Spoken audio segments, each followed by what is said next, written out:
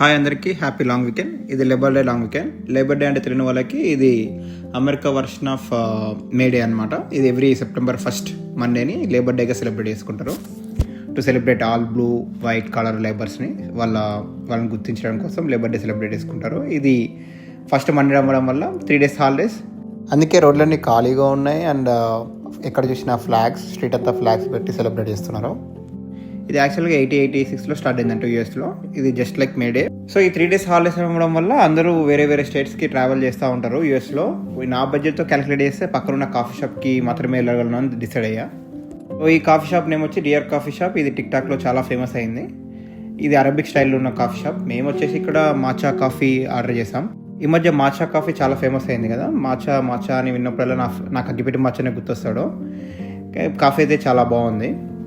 ఈరోజు కష్టపడి పనిచేస్తున్న ప్రతి ఒక్కరికి హ్యాపీ లేబర్ డే. మీకు లేబర్ డే గురించి ఏమైనా ఫ్యాక్ట్స్ వస్తే ప్లీజ్ షేర్ విత్ మీ.